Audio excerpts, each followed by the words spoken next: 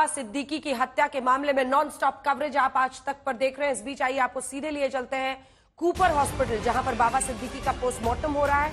महाराष्ट्र के deputy CM Ajit Pawar और Praful Patel Cooper अस्पताल पहुंचे हैं। वो क्या बोल रहे हैं सुना देते। ठेवली जाईल 8:30 वाजता मरीन ड्राईव्हला बडा कब्रस्तान आहे, मरीन लाईन्सला बडा कब्रस्तान आहे। त्या ठिकाणी संपूर्ण शासकीय इतमाने अंत्यसंस्कार म्हणजे दफनभूमीच्या संदर्भातलं दफन करण्याचं जे काही कार्यवाही असते ती त्या ठिकाणी केली जाईल अशा पद्धतीचं ठरलेलं आहे। आणि तशा प्रकारचे ऑर्डर पण शासकीय इतमाने अंत्यसंस्कार करण्याचा काढलेले आहेत। एक मिनिट खरं तर आता अशा प्रकारच्या घटना घडल्यानंतर राजकारण केलं जातं हे दुर्दैव आहे। त्याच्यातून लगेचच मायासारख्याने काही निर्णयाप्रती येणं योग्य नाही। बहुत ही दुर्दैवी घटना है। पोलिसांना काही अंदाज आलेला आहे। पोलीस यंत्रणा म्हणते की आम्हाला अजून काही वेळ द्या। पुलिस को अंदाजा आ चुका है कि कौन है इस पूरे मामले के पीछे। राज्याच्या मुख्यमंत्र्यांनी पण सांगितलेलं आहे।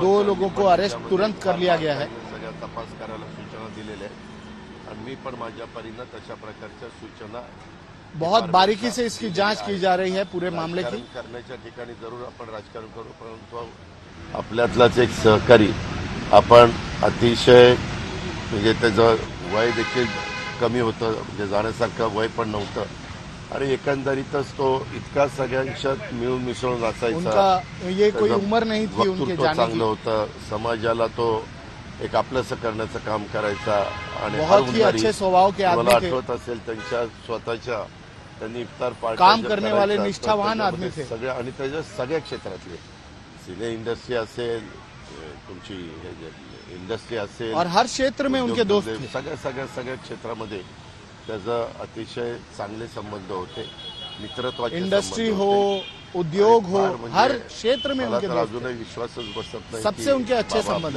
नाहीये, पण झालंय ते वस्तू। मुझे अभी भी इस बात पर विश्वास नहीं हो रहा है कि बाबा सिद्दीकी चले गए। पुढे आपलं कुणाचंच तुमचं आमचं काही चालत नाही। आम्ही संपूर्ण पक्ष, आम्ही सगळे सहकारी जिशांच्या बरोबर आहोत, त्यांच्या कुटुंबियांच्या बरोबर आहोत। हमारी पूरी पार्टी, हमारे सारे सहकारी त्यांच्या परिवाराच्या हम उनके कुटुंब के साथ हैं, उनके परिवार के साथ हैं। पद्धतीनं आता जिशांशी पण बोलत असताना तेच सांगितलं, त्याची बहीण पण तिथं होती, त्या डॉक्टर आहेत आणि त्या पण अतिशय मजबूतीनं त्या कालपासून तिथं उभ्या आहेत। पीएमला फक्त पीएम करण्याच्या करता वेळ लागला म्हणून थोडा आता जवळपास इतका उशीर झालेला आहे, परंतु आता मी डीनशी पण बोललो, डीननी पण सांगितलं दादा अर्ध्या तासामध्ये आता आम्ही तुम्हाला पीएम करू। हमने उनके परिवार से भी बातचीत की है, आप पूरी मजबूती से परिवार के पीछे खड़े हैं। कल जो घटना हुई बंबई में वो हमें तो बिल्कुल विश्वास नहीं हो रहा है कि ये घटना हुई है, लेकिन हमारा एक नेता बाबा सिद्दीकी ये बहुत सालों से पॉलिटिक्स में काम कर रहे हैं। यहाँ बम्बई में उन्होंने कॉरपोरेटर के नाते भी शुरू में काम किया 10 साल, और उसके बाद कांग्रेस के एक एमएलए के नाते भी उन्होंने 99, 2004, 2009 ऐसे 3 टर्म वो चुनाव जीत के आए। बहुत अच्छा असेंबली में भी उनका काम था, मैंने खुद देखा। मिनिस्ट्री में भी वो थे, मिनिस्ट्री में भी उनका काम बहुत अच्छा होता था। जो भी उनका डिपार्टमेंट है, उनके डिपार्टमेंट का पूरा स्टडी करके लोगों को कैसी मदद हो सके इसके बारे में वो ज़्यादा ध्यान देते थे। और कल जो घटना हुई है वो घटना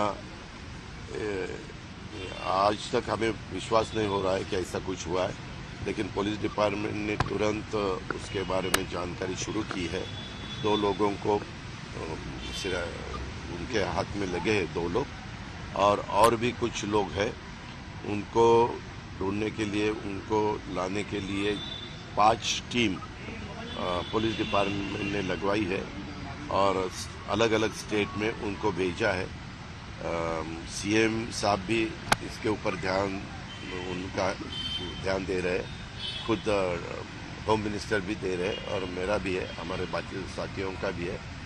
और जल्द से जल्द पता चलेगा कि एग्जैक्ट ये सब करने का कारण क्या है, किसने ये सब सुपारी दी, किसने ये सब किया, इसके बारे में तुरंत नहीं, लेकिन 1-2 दिन में ही पता चलेगा, ऐसा मुझे विश्वास है।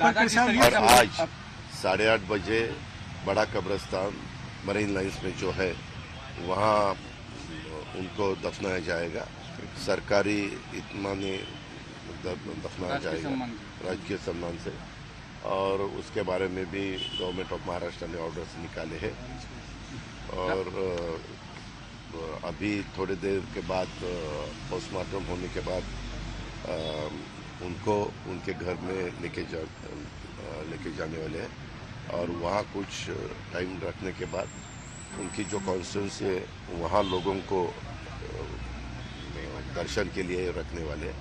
और फिर बाद में रात को 8:30 बजे ये सब उनके दफनाने की पूरी ये हो जाएगा। दादा, अपोजिशन लीडर यहाँ आए थे, उन्होंने कहा कि कानून व्यवस्था फेल हो चुकी है, पूरे महाराष्ट्र में सबको बुलेट प्रूफ जैकेट दे देना चाहिए क्योंकि सरकार और ये सब फेल है, सबको इस्तीफा देना चाहिए। देखो, वो तो बोलेंगे ही बोलेंगे, ये ऐसे अब बिल्कुल नहीं होना चाहिए था।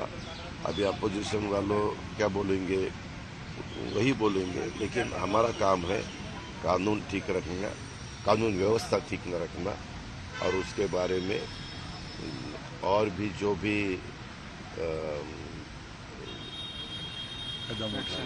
ये हमारे chief minister, deputy chief minister कल रात को खुद आए थे, उनसे पता चला क्योंकि कल मैं पूना में था, मैं सुबह यहाँ पहुँचा, लेकिन मेरी रात को देर से देवेंद्र जी के साथ भी बात हुई, चीफ मिनिस्टर साहब के साथ भी बात हुई। उन्होंने बताया कि इसके पीछे कौन है, किसका हाथ है, ये हम ढूंढ के ही निकालेंगे। हम जरूर इसका बंदोबस्त करने वाले हैं जिन्होंने ये सब कदम उठाया। और अपोजिशन वालों को जो भी बोलना है वो बोल सकते हैं, लेकिन मेरी इतनी उनको विनती है कि अपना एक साथी, उन्होंने कांग्रेस में भी काम किया, हमारे महाविकास आघाड़ी में भी उन्होंने काम किया, अभी राष्ट्रवादी कांग्रेस में आके वो महायुति का भी एक घटक बने थे और अच्छी तरह से काम करने की उनकी कोशिश थी। वो स्पीच भी अच्छी तरह से देते थे, उनके एरिया में कुछ कार्यक्रम भी हुए, वहाँ लोगों ने बहुत अच्छी तरह से रिस्पांस दिया था। मैं खुद था, प्रफुल्ल भाई थे, बाबा थे, जिशान थे, सब हम थे। लेकिन जो नहीं होना चाहिए तो हुआ, इसका हमें बहुत दुख है।